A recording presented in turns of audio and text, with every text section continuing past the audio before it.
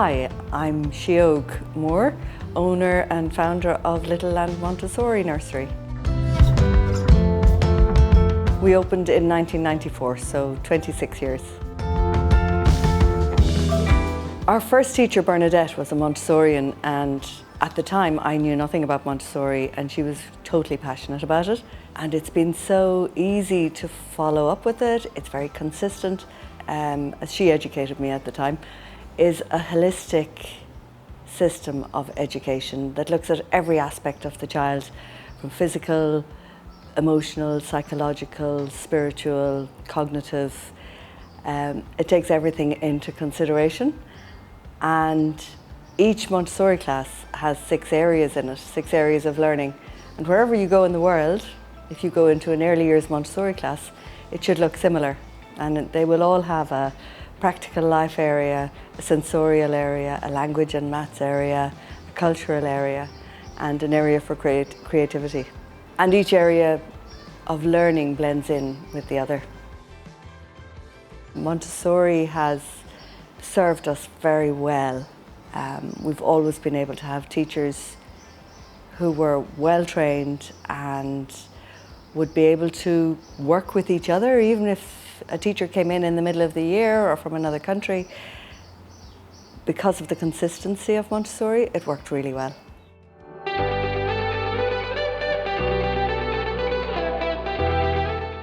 So that's the 6 areas of learning that I mentioned. The language area, the maths area, the cultural area, the sensorial area, the creative area, and the practical life area. And while I left the practical life area until last, it's probably the most important area of the Montessori classroom. And it's about care of the self, care of the environment.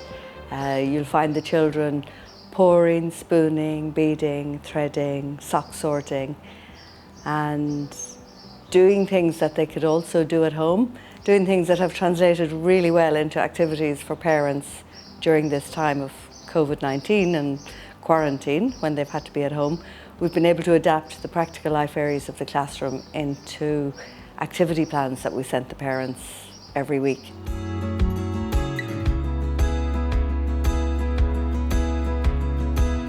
Okay, so we don't have screen time in Little Land. We're way too busy every morning doing all the other things we have to do. And we tend to work until 2 o'clock. So between 8 a.m. and 2 p.m, a child doesn't really need to have screen time. And one mom messaged me recently, we had a good chat, and she said she was absolutely exhausted. She had small twins under a year and a 3.5-year-old. And she said she called her sister to Zoom babysit her son while she had a nap. And her sister actually chatted with her son, who normally doesn't like screens or Zoom or anything else, and she chatted with him for over an hour. And this lady said it was an absolute lifesaver for her.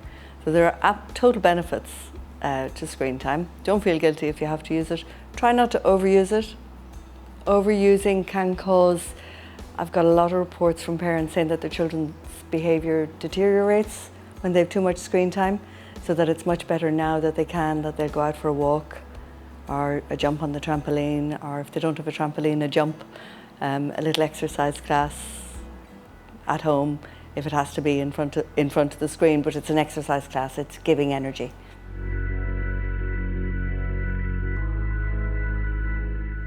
No, I really don't think so.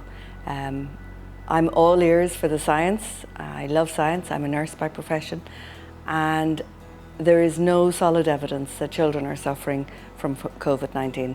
They might get it, but there's no evidence that they're suffering with it. For years we use PPE in nursery anyway, when we're changing children, any of the intimate procedures that we have to do.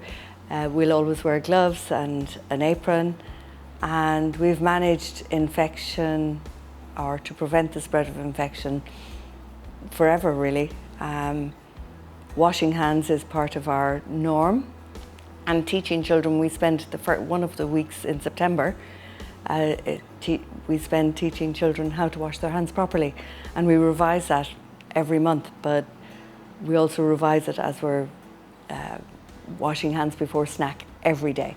And we've always sung Happy Birthday twice, or ABC twice, or a song that will take us time. This is the way we wash our hands, to Frère Jacques, so the children will wash their hands properly. Allowing children to wash their hands properly, allowing them to be independent, takes more time than if you were to do it for them, but actually giving them this independence helps to protect them too.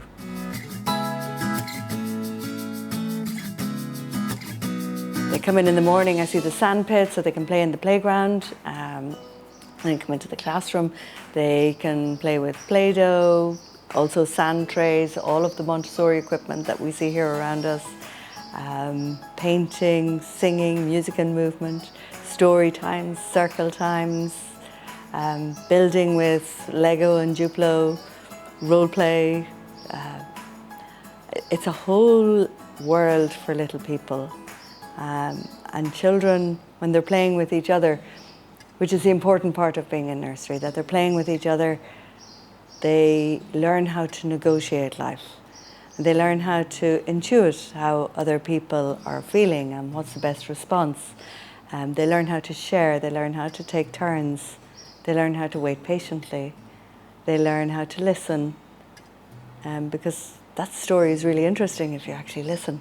But we start off in our youngest class, the children might sit for 1 minute to do an activity in their first month here, and in the second month it might be 2 or 3 minutes, and by the end of the year they can really sit for 10 to 15 minutes concentrating, which is admirable. And you see their circle times, and you see them start, even at snack time, you can see them feeding into each other's conversations and bouncing ideas off each other and thoughts and stories.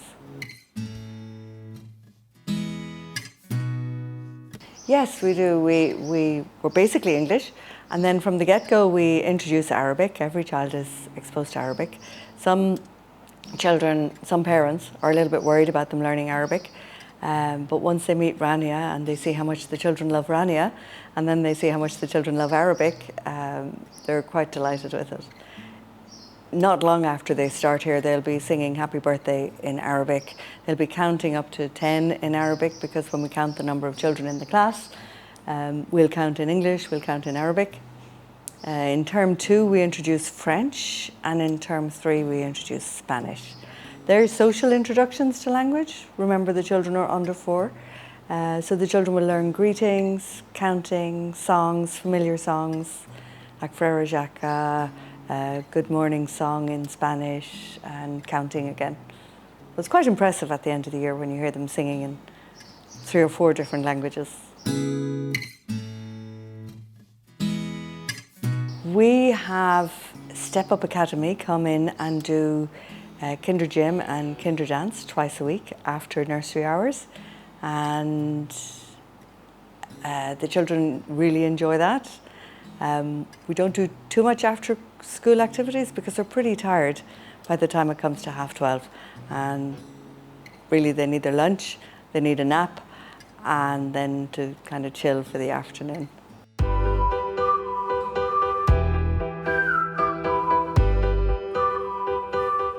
No, I don't think so.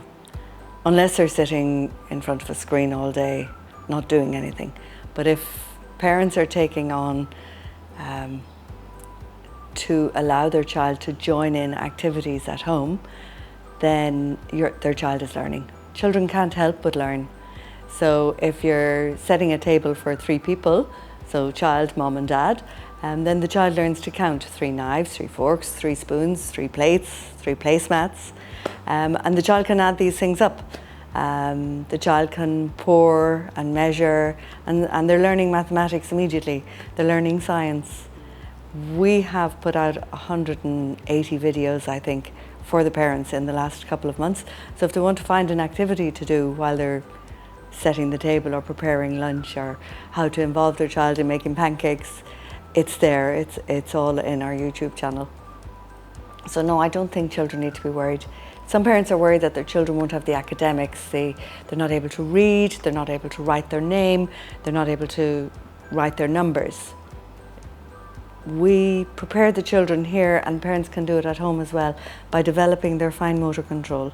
And they can do this by making Play-Doh, playing with Play-Doh, using this little pincer grip to hold things. But if their child is holding a pencil in an incorrect way, or like a fist hold, let their child do this, better than holding the pencil in an incorrect way. If we learn how to hold a pencil incorrectly at the very beginning, it's very hard to change.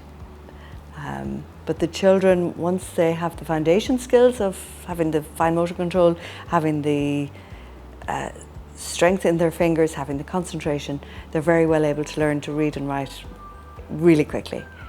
Reading stories with your child will help your child learn that the written word means something.